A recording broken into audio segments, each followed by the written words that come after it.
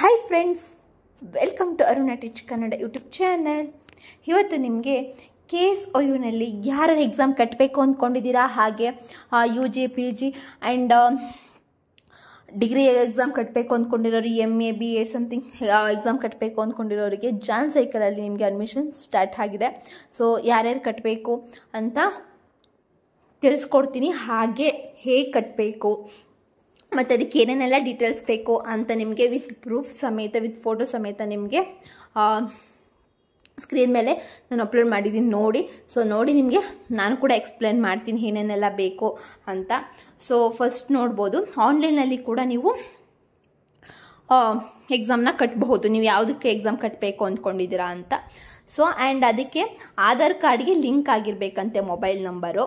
ಅದಾದಮೇಲೆ ಅಡ್ಮಿಷನ್ ಪೋರ್ಟಲನ್ನು ಆಯ್ಕೆ ಮಾಡಬೇಕು. ಸ್ಟೂಡೆಂಟ್ ಎಂದು ಆಯ್ಕೆ ಮಾಡಿದ ನಂತರ ನೀವು ರಿಜಿಸ್ಟ್ರೇಷನ್ ಅನ್ನು ಆಯ್ಕೆ ಮಾಡಿ ಇದರಲ್ಲಿ ಒಂದು ಯೂಸರ್ ID ಪಾಸ್ವರ್ಡನ್ನು ಕ್ರಿಯೇಟ್ ಮಾಡ್ಕೋಬೇಕಾಗುತ್ತೆ. ನೀವು ಫಸ್ಟ್ ಅಡ್ಮಿಷನ್ ಮಾಡಿಸಿದ ನಂತರ ನೀವು KSOU ಕಡೆದು ಒಂದು ಆ್ಯಪ್ ಇರುತ್ತೆ.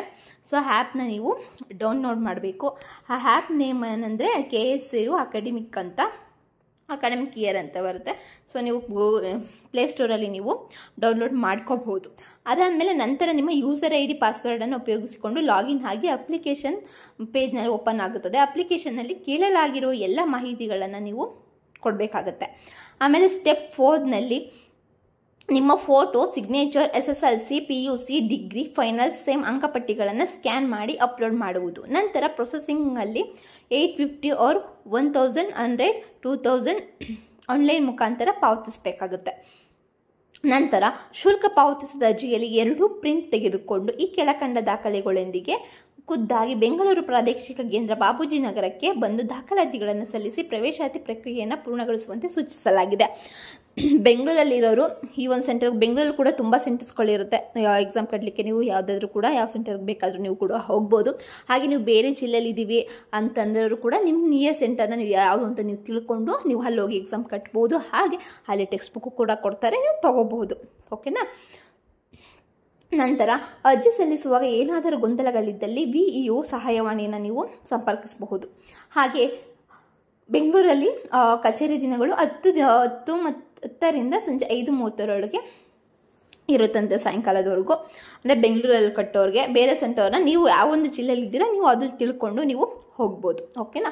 ನಂತರ ಪ್ರವೇಶಾತಿ ಸಮಯದಲ್ಲಿ ಒದಗಿಸಬೇಕಾಗಿರುವ ದಾಖಲಾತಿಗಳು, ಅಂದರೆ ನೀವು ಎಕ್ಸಾಮ್ಗೆ ಕಟ್ಟಬೇಕು ಆ್ಯಂಡ್ ನೀವು ಒಂದು ಸೆಂಟರ್ಗೆ ಹೋಗಿ ಕಟ್ತೀನಿ ಅಂದರೆ ಏನೇನೆಲ್ಲ ಬೇಕು ಅಂತ ಸರಿಯಾಗಿ ಕೇಳಿಸ್ಕೊಡಿ. ಪಾಸ್ಪೋರ್ಟ್ ಸೈಜ್ ಫೋಟೋ 3 ಅಳತೆಯ ಫೋಟೋ 3 ಬೇಕಂತೆ. ಆಧಾರ್ ಕಾರ್ಡ್ ಜೆರಾಕ್ಸ್ 1 ಬೇಕಂತೆ. ಹಾಗೆ ಬ್ಯಾಂಕ್ ಅವ್ರ ಪಾಸ್ಬುಕ್ನ ಪುಟ ಜೆರಾಕ್ಸ್ ಬೇಕು.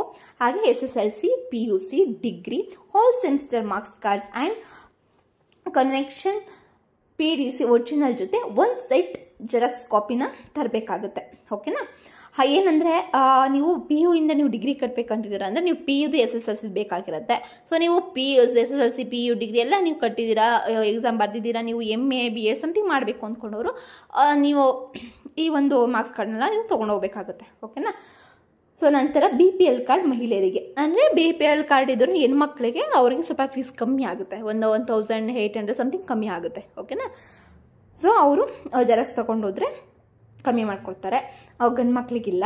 ಪ್ರವೇಶಾತಿ ಶುಲ್ಕವನ್ನು ಆನ್ಲೈನ್ನಲ್ಲಿ ಪೇ ಮಾಡಬೇಕಾದ್ರಿಂದ ನಿಮ್ಮ ಡೆಬಿಟ್ ಕಾರ್ಡ್, ಕ್ರೆಡಿಟ್ ಕಾರ್ಡನ್ನು ತರುವುದು ಅಥವಾ UPI ಮುಖಾಂತರ ಸಹ ಶುಲ್ಕ ಪಾವತಿಸಬಹುದು. ಮತ್ತು ಇಲ್ಲಿ ನಿಮಗೆ ಕ್ಯಾಶ್ ಇಲ್ಲ, ನೀವು ಆನ್ಲೈನಲ್ಲಿ ಕಟ್ಟಿದ್ರು, ಆನ್ಲೈನಲ್ಲಿ ಅಡ್ಮಿಷನ್ ಆದ್ರೂ ಕೂಡ ನೀವು ಪೇ ಅಲ್ಲಿಂದನೇ ಮಾಡ್ಬೋದು.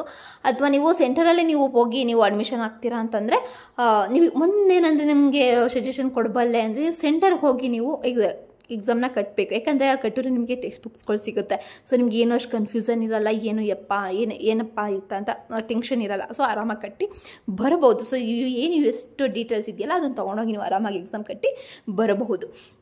ಸೊ ನೀವು ಇಷ್ಟೆಲ್ಲ ನೀವು ತೊಗೊಂಡು ಹೋಗಿ, ಹಾಗೆ ನೀವು ಕ್ಯಾಶ್ ತೊಗೊಂಡೋಗ್ಬಿಡಿ, ಮೊಬೈಲಲ್ಲಿ ಇರಲಿ ಅಮೌಂಟು. ಓಕೆನಾ. ಅಮೌಂಟಿಂದ ನೀವು ಮೊಬೈಲಲ್ಲಿ ಅವರು ಸ್ಕ್ಯಾನ್ ಕೇಳುತ್ತೆ. ಸೊ ಸ್ಕ್ಯಾನಲ್ಲಿ ನೀವು ಸ್ಕ್ಯಾನ್ ಮಾಡಿ ನೀವು ಅಲ್ಲಿಂದನೇ ನೀವು ಪೇ ಮಾಡಿದಾಗ ಅದು KSOU ಅವ್ರಿಗೆ ಹೋಗುತ್ತೆ ಫೀಸು. ಓಕೆನಾ.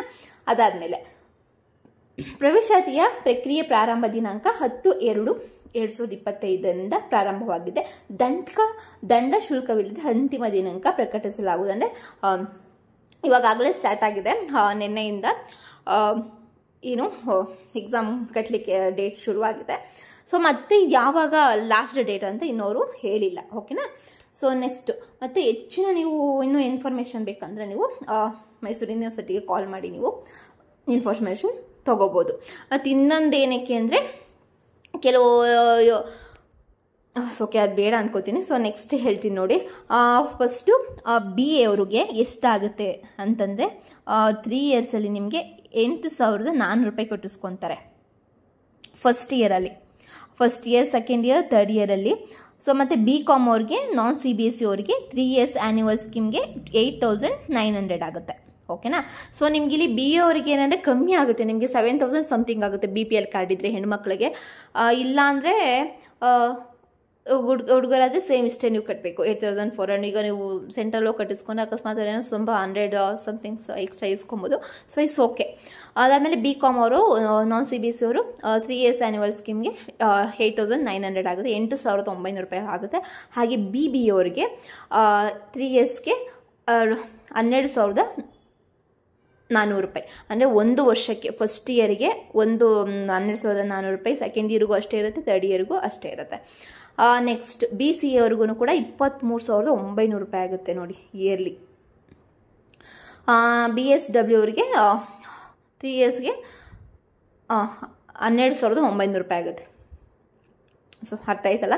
ಆ್ಯಂಡ್ BSc ಅವರಿಗೆ, BSc ಅವರು general PCM, PMACS, BCBG, CBC. So ಇಲ್ಲಿ ನೋಡಬಹುದು ಸ್ಕ್ರೀನ್ ಮೇಲೆ ಅಷ್ಟಿಗೆ 23,900 ರೂಪಾಯಿ ಆಗುತ್ತೆ ಇಯರ್ಲಿ.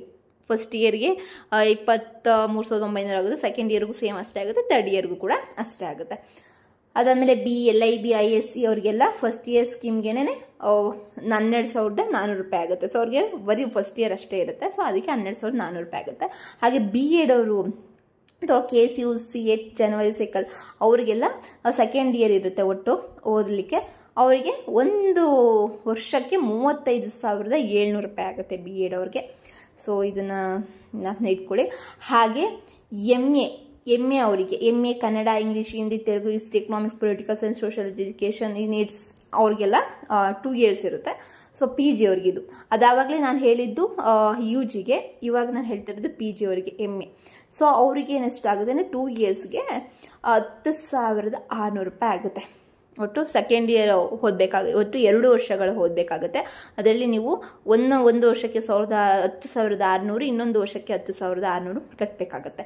ಆ್ಯಂಡ್ ಇದಕ್ಕೆ ಏನೇನು ಇನ್ಫಾರ್ಮೇಷನ್ ಅಂದರೆ ಏನೇನು ಡೀಟೇಲ್ಸ್ ಬೇಕು, ಹಾಗೆ ಏನೇನೆಲ್ಲ ತರಬೇಕು ಅನ್ನೋದನ್ನು ನಾನು ಆಗಲೇ ತಿಳಿಸ್ಕೊಟ್ನಲ್ಲ. ಸೊ ಅದನ್ನು ಫಾಲೋ ಮಾಡಿ. ನೆಕ್ಸ್ಟು MA ಸಂಸ್ಕೃತ್ ಅವರು ಕೂಡ ಅವರು 2 ವರ್ಷದ ಇದಾಗುತ್ತೆ, ಅವ್ರಿಗೆ 10,600. ಆನಂತರ MCom ಅವ್ರಿಗೆ 12,400 ಆಗುತ್ತೆ, ಅದು 2 ವರ್ಷದ ಇದಾಗಿರುತ್ತೆ, 2 ವರ್ಷ ಓದಬೇಕಾಗುತ್ತೆ. ಆ್ಯಂಡ್ MBA ಅವರು ಕೂಡ 2 ವರ್ಷ ಓದಬೇಕಾಗುತ್ತೆ, 29,900 ರೂಪಾಯಿ ಆಗುತ್ತೆ. ಆ್ಯಂಡ್ LIB, ISCಗೆ 18, ಅದು 1 ವರ್ಷದಾಗಿರುತ್ತೆ, 18,150 ರೂಪಾಯಿ ತಗೋತಾರೆ. ಆ್ಯಂಡ್ MCEಗೆ 2 ಇಯರ್ಸ್ ಓದಬೇಕಾಗುತ್ತೆ, ಅದಕ್ಕೆ 29,700 ರೂಪಾಯಿ ಆಗುತ್ತೆ. MSWಗೆ 2 ವರ್ಷ ಓದಬೇಕಾಗುತ್ತೆ, 21,300 ರೂಪಾಯಿ ತಗೊತಾರೆ. ಆ್ಯಂಡ್ MSc ಅವರಿಗೆ 2 ವರ್ಷದ ಕೋರ್ಸ್ ಆಗಿರುತ್ತೆ ಇದು. ಹಾಗೆ ಇದಕ್ಕೆ 29,700 ರೂಪಾಯಿ ಆಗುತ್ತೆ. ಸೊ ಇಲ್ಲಿ ನೋಡ್ಬೋದು ನೀವು MScಯಲ್ಲಿ ಬಯೋ ಕೆಮಿಸ್ಟ್ರಿ, ಬಯೋಟೆಕ್ನಾಲಜಿ, ಸೊ ಎಲ್ಲ ಇದೆ. ಸೊ ನಿಮ್ಗೆ ಯಾವ್ದು ಬೇಕದನ್ನು ನೀವು ತಗೋಬೋದು.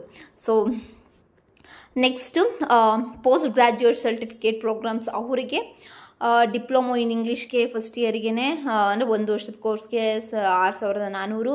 ಡಿಪ್ಲೊಮೊ ಇನ್ ಕಮ್ಯುನಿಕೇಟಿವ್ ಇಂಗ್ಲೀಷ್ಗೆ ಫಸ್ಟ್ ಇಯರ್ಗೆ 6,400 ರೂಪಾಯಿ ಆಗುತ್ತೆ. Diploma in journalism and mass ಕಮ್ಯುನಿಕೇಷನ್ಗೆ ಫಸ್ಟ್ ಇಯರ್ಗೆ 10,600 ರೂಪಾಯಿ ಆಗುತ್ತೆ. ಡಿಪ್ಲೊಮೊ ಇನ್ ಕುವೆಂಪು ಸಾಹಿತ್ಯ ಅವರಿಗೆ 6,400 ರೂಪಾಯಿ ಆಗುತ್ತೆ. ಡಿಪ್ಲೊಮೊ ಇನ್ ಬಿಸ್ನೆಸ್ ಲಾಗೆ ಫಸ್ಟ್ ಇಯರ್ಗೆ 9,900 ರೂಪಾಯಿ ಆಗುತ್ತೆ. ಡಿಪ್ಲೊಮೊ ಇನ್ ಹ್ಯೂಮನ್ ರಿಸೋರ್ಸ್ ಮ್ಯಾನೇಜ್ಮೆಂಟ್ಗೆ ಫಸ್ಟ್ ಇಯರ್ಗೆ 10,900 ರೂಪಾಯಿ ಆಗುತ್ತೆ. ಡಿಪ್ಲೊಮೊ ಇನ್ ಫೈನಾನ್ಷಿಯಲ್ ಮ್ಯಾನೇಜ್ಮೆಂಟಿಗೆ ಫಸ್ಟ್ ಇಯರ್ಗೆ 6,400 ರೂಪಾಯಿ ಆಗುತ್ತೆ. Diploma in marketing management first ಇಯರ್ಗೆ 7,100 ರೂಪಾಯಿ ಆಗುತ್ತೆ.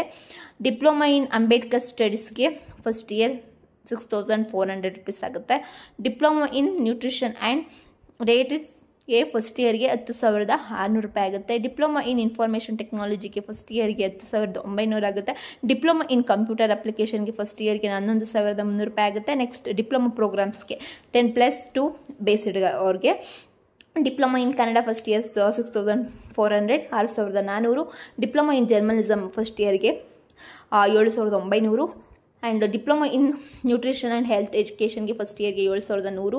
Diploma in information technology first ಇಯರ್ಗೆ 8,000.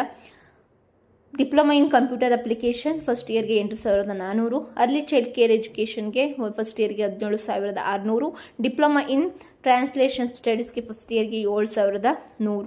ಸರ್ಟಿಫಿಕೇಟ್ ಪ್ರೋಗ್ರಾಮ್ಸ್ 10+2 ಬೇಸ್ಡ್ ಅವರಿಗೆ. ಸರ್ಟಿಫಿಕೇಟ್ ಆನ್ ಪಂಚಾಯಿತಿ ರಾಜ್ಗೆ 6 ಮಂತ್ಸ್ಗೆ 4,900 ಆಗುತ್ತೆ. ಇದು 6 ಮಂತ್ಸ್ ಕೋರ್ಸ್ ಆಗಿರುತ್ತೆ. And certificate in nutrition and ಫುಡ್ಗೆ 6 ಮಂತ್ಸ್ಗೆ 6,400 ಆಗುತ್ತೆ. Certificate in information communication and technology translation ಸ್ಟಡೀಸ್ಗೆ 6 ಮಂತ್ಗೆ 4,900 ರೂಪಾಯಿ ಆಗುತ್ತೆ. So 10 online courses are available. 10 online ಕೋರ್ಸ್ಗಳು ಕೂಡ ಲಭ್ಯವಾಗಿರುತ್ತದೆ. BA, BCom, MA in Kannada, English, Hindi, Sanskrit, economic, MCom, MA, MSc in mathematics. So ಇವರೆಲ್ಲರೂ ಕೂಡ ಈ ಒಂದು ನೀವು ಹತ್ತಿರದ ಸೆಂಟರ್ಗಾಗಿ ನೀವು ಅಲ್ಲಾದರೂ ಹೋಗಿ ನೀವು ಎಕ್ಸಾಮ್ ಕಟ್ಬೋದು, ಅಥವಾ ನಿಮ್ಮ ಮೊಬೈಲಲ್ಲೂ ಕೂಡ ಕಟ್ಬೋದು. ಬಟ್ ನೀವು ಹೋಗಿ ಸೆಂಟರಲ್ಲಿ ಹೋಗಿ ಕಟ್ಟೋದೇ ಬೆಟರ್ ಅಂದ್ಕೋತೀನಿ ನಾನು. Required documents, photo copies, SSLC marks card, PUC or 8 marks cards and degree, all marks cards, convocation and or PDC, Aadhaar card, bank passbook, 3 passport size photos. So ಅರ್ಥ ಆಯ್ತಲ್ಲ. ಆ್ಯಂಡ್ ವಿಶೇಷ ಸೌಲಭ್ಯಗಳೇನಿದೆ ಅಂದರೆ ಬೋಧನಾ ಶುಲ್ಕದಲ್ಲಿ 10% ರಿಯಾಯಿತಿ. ಅಂದರೆ BPL ಕಾರ್ಡ್ ಹೊಂದಿರುವ ಮಹಿಳಾ ವಿದ್ಯಾರ್ಥಿಗಳಿಗೆ ಹಾಗೂ ಡಿಫೆನ್ಸ್ ಮಾಜಿ ಸೈನಿಕ ವಿದ್ಯಾರ್ಥಿಗಳಿಗೆ, ಆಟೋ ಕ್ಯಾಬ್ ಚಾಲಕರ ಮತ್ತು ಅಥವಾ ಮಕ್ಕಳಿಗೆ ಹಾಗೂ KSRTC, BMTC, ನೀವು KSRTC ನೌಕರರಿಗೆ ಅವರಿಗೆಲ್ಲ ಸ್ವಲ್ಪ ಕಮ್ಮಿ ಕೊಡ್ತಾರಂತೆ. ಆ್ಯಂಡ್ ಪೂರ್ಣ ಶುಲ್ಕ ರಿಯಾಯಿತಿ COVID-19 ಸಾಂಕ್ರಾಮಿಕ ರೋಗದಿಂದ ಮೃತರಾದ ಪೋಷಕರ ಮಕ್ಕಳಿಗೆ. ಅಂದರೆ ಕೋವಿಡ್ ಟೈಮಲ್ಲಿ ತಂದೆ ತಾಯಿ ತೀರ್ಕೊಂಡು ಅವ್ರ ಮಕ್ಕಳಿಗೆ ಅವಕಾಶ ಸಿಗೋದನ್ನೇ ಕಮ್ಮಿ ಕೊಡ್ತಾರಂತೆ. ಆ್ಯಂಡ್ ಮತ್ತು ತೃತೀಯ ಅಂಗದ ಟ್ರಾನ್ಸ್ಲೇಷನ್ ಜೆಂಡರ್ ವಿದ್ಯಾರ್ಥಿಗಳಿಗೂ ಕೂಡ ಕಮ್ಮಿ ಮಾಡ್ತಾರೆ ಅಂತ ನೋಡಿ. ಹಾಗೆ ದೃಷ್ಟಿಹೀನ ವಿದ್ಯಾರ್ಥಿಗಳಿಗೂ ಕೂಡ BEd MBAಗೆ ಈ BEd ಮತ್ತು MBA ಇವೆರಡು ಹೊರತುಪಡಿಸಿ ಇನ್ನು ಮಿಕ್ಕ ಸಬ್ಜೆಕ್ಟ್ಗಳಿಗೆ ಕಮ್ಮಿಯನ್ನು ಮಾಡ್ತಾರಂತೆ. ಸೊ ನಂತರ SC ST OBC ವಿದ್ಯಾರ್ಥಿಗಳ ಅಗತ್ಯ ದಾಖಲೆಗಳನ್ನು ಒದಗಿಸಿದಲ್ಲಿ ಸರ್ಕಾರದ SSP ಮುಖಾಂತರ ವಿದ್ಯಾರ್ಥಿ ವೇತನವನ್ನು ಪಡೆಯಬಹುದಂತೆ. ಹೌದು, SSP ಸ್ಕಾಲರ್ಶಿಪ್ ಕೂಡ ನಿಮ್ಗೆ ಅವೈಲೇಬಲ್ ಇರುತ್ತೆ. ಸೊ ಅದು ನೀವು ಮಾಡಿ ಅದರಲ್ಲೂ ಕೂಡ ನೀವು ಅಮೌಂಟ್ ಬರುತ್ತೆ. ಆ್ಯಂಡ್ ಸೂಚನೆ, ವಿದ್ಯಾರ್ಥಿಗಳಿಗೆ ವಿವಿಯ ಅಧಿಕೃತ ಪ್ರಾದೇಶಿಕ ಕೇಂದ್ರ ಹಾಗೂ ಕಲಿಕಾ ಕಾರ್ಯ ಸಹಾಯ ಕೇಂದ್ರಗಳಲ್ಲಿ ಮಾತ್ರ ಪ್ರವೇಶಾತಿ ಪ್ರಾರಂಭ ಪಡೆಯಬಹುದಾಗಿದೆ. ಹಾಗೆ ವಿವಿಯು ನಿಗದಿಪಡಿಸಿರುವ ಶುಲ್ಕಕ್ಕಿಂತ ಹೆಚ್ಚುವರಿ ಶುಲ್ಕವನ್ನು ಯಾರಿಗೂ ಪಾವತಿಸುವಂತಿಲ್ಲ. ಇದನ್ನು ಹೊರತುಪಡಿಸಿ ವಿದ್ಯಾರ್ಥಿಗಳು ಯಾವುದೇ ಖಾಸಗಿ ವ್ಯಕ್ತಿ ಸಂಸ್ಥೆಗೆ ಹೆಚ್ಚುವರಿ ಶುಲ್ಕ ಹಾಕಿದರೆ ಇದು ನಾವು ಜವಾಬ್ದಾರಿಯಾಗಿರುವುದಿಲ್ಲ. ಅಂದರೆ ಕೆಲವು ಇಂಗ್ಲೀಷ್ ಸೆಂಟರ್ಸ್ಗಳು ಕಾಲೇಜ್ಗಳು ಏನಾಗಿರುತ್ತೆ ಅಂದರೆ ಕೇಸರು ಏನು ಅಮೌಂಟ್ ಇದೆ ಅದಕ್ಕಿಂತ ಜಾಸ್ತಿ ಅಮೌಂಟನ್ನು ಕೆಲವು ಕಾಲೇಜಸ್ ತಗೋತಾರೆ. ಸೊ ಅದು ಯಾವುದೇ ಕಾರಣಕ್ಕೂ ನೀವು ಕೊಡಬೇಡಿ. ಈಗ ನಾನು ನಿಮ್ಗೆ ಹೇಳಿದ್ದೀನಲ್ವ ಎಷ್ಟು ಅಮೌಂಟು ಅಂತ. ಸೊ ಅದನ್ನು ಇನ್ನೊಂದ್ಸಲ ನೀವು ಸ್ಕ್ರೀನ್ಶಾಟ್ ಹೊಡ್ಕೊಂಡು ಅದನ್ನು ಸರಿಯಾಗಿ ನೋಡಿ ಅದನ್ನು ಅರ್ಥ ಮಾಡಿಕೊಂಡು ನೀವು ಯಾವುದೊಂದು ಎಕ್ಸಾಮ್ನ ಕಟ್ಟಬೇಕು ಅಂದ್ಕೊಂಡಿದ್ರು ಆ ಒಂದು ಸಬ್ಜೆಕ್ಟ್ಗೆ ಎಷ್ಟು ಅಮೌಂಟ್ ಇದೆ ಅನ್ನೋದನ್ನು ತಿಳ್ಕೊಂಡು ಅವ್ರು ಏನಾದರೂ ಜಾಸ್ತಿ ಕೇಳಿದ ಒಂದು 100-200 ಆದರೆ ಓಕೆ ಪರವಾಗಿಲ್ಲ. ಬಟ್ ಅದಕ್ಕಿಂತ ನೀವೇನಾದ್ರು ಜಾಸ್ತಿ ಅವ್ರು ಏನಾದ್ರು ಕೇಳಿದ್ರೆ ನೀವು ಕೊಡಲಿಕ್ಕೆ ಹೋಗಬೇಡಿ, ಓಕೆನಾ. ಸೊ ನೀವು ಅವ್ರಿಗೆ ತೋರಿಸಿ ಇಷ್ಟಿದೆ ನಾವು ಏನು ಕೊಡಬೇಕು ಅಂತ. ಸೊ ನೆಕ್ಸ್ಟ್, ಸೊ ಅದಕ್ಕೆ ಅಕಸ್ಮಾತ್ ನೀವು ಹಂಗೆ ಕಟ್ಟಿದ್ದಾಗಲಿ ನೀವು ಇಷ್ಟು ಕಟ್ಬಿಟ್ಟು ನೀವು ಅಷ್ಟು ಕಟ್ಟಿದ್ದೋ ಅಂತ ನೀವು ನೀವೇನೋ ಕಂಪ್ಲೇಂಟ್ ಮಾಡಿದ್ರೆ ಕೇಸವ್ರಿಗೆ ಅವ್ರ ಜವಾಬ್ದಾರರಾಗಿದೆ. ಯಾಕಂದ್ರೆ ಅವ್ರು ಆಲೇ ಹೇಳಿದ್ದಾರೆ ನಾವು ಇಷ್ಟು ದುಡ್ಡಿದೆ ಅಷ್ಟೇ ನೀವು ಕಟ್ಟಬೇಕು, ನೀವು ಅದಕ್ಕಿಂತ ನೀವು ಜಾಸ್ತಿ ಕಟ್ಟೋದು ನಮ್ಮ ಜವಾಬ್ದಾರಿ ಎಲ್ಲ. ನೀವು ಅಲ್ಲೇನು ಕಟ್ತಾರೋ ನೀವು ಯಾವ ಸೆಂಟರ್ಗೆ ಹೋಗಿ ಕೊಡ್ತೀರೋ ಅದು ನಿಮಗೆ ಬಿಟ್ಟಿದ್ದು ಅವ್ರಿಗೆ ಬಿಟ್ಟಿದ್ದಲ್ವ. ಸೊ ಅವ್ರು ಹೇಳಿದ್ದಾರೆ ಅದು ನೀವು ಮೀರ್ ಮಾಡಿದಾಗ ಅದಕ್ಕೆ ಅವ್ರ ಜವಾಬ್ದಾರರಲ್ಲ, ಅಂದರೆ ಕೇಸೋರು ಜವಾಬ್ದಾರರಲ್ಲ, ಓಕೆನಾ. ಸೊ ನೆಕ್ಸ್ಟ್ ಅಂದರೆ ಪ್ರವೇಶಾತಿ ಅರ್ಜಿ ಸಲ್ಲಿಸಲು ಪ್ರಾರಂಭ ದಿನಾಂಕ 10 ಫೆಬ್ರವರಿಯಿಂದ 15 ತಾರೀಕಿಂದ ಸ್ಟಾರ್ಟ್ ಆಗಿದೆ. ಕೊನೆಯ ದಿನಾಂಕ ಇನ್ನೂ ಪ್ರಕಟಿಸಿಲ್ಲ ಹೇಳ್ತಾರೆ. ಸೊ ಆದಷ್ಟು ಬೇಗ ವಿತೌಟ್ ಫೈನ್ ಎಕ್ಸಾಮ್ನ ಕಟ್ಟಿ ಚೆನ್ನಾಗಿ ಓದಿ ಅಂತ ಹೇಳ್ತಾ ಈ ವಿಡಿಯೋ ಇಲ್ಲಿಗೆ ಎಂಡ್ ಆಗುತ್ತೆ. ಸೊ ನಿಮಗೆ ಈ ಒಂದು ವಿಡಿಯೋದಿಂದ ನಿಮಗೆ ಇನ್ಫಾರ್ಮೇಷನ್ ಸಿಕ್ಕಿದೆ ಅಂತ ಭಾವಿಸ್ತಾ, ಸೊ ನಿಮಗೆ ಏನಾದರೂ ಅರ್ಥ ಆಗಲಿಲ್ಲ ಅಥವಾ ನಿಮಗೇನಾದರೂ ಇನ್ನೂ ಇನ್ಫಾರ್ಮೇಷನ್ ನಿಮ್ಗೆ ತಿಳ್ಕೊಬೇಕು ಅಂತ ಅನಿಸಿದ್ರೆ ಕಮೆಂಟ್ ಮೂಲಕ ನಿಮ್ಮ ಕ್ವಶನನ್ನು ಕೇಳಿ, ಸಾಧ್ಯ ಆದರೆ ಆನ್ಸರ್ ಮಾಡ್ತೀನಿ ಅಂತ ಹೇಳ್ತಾ.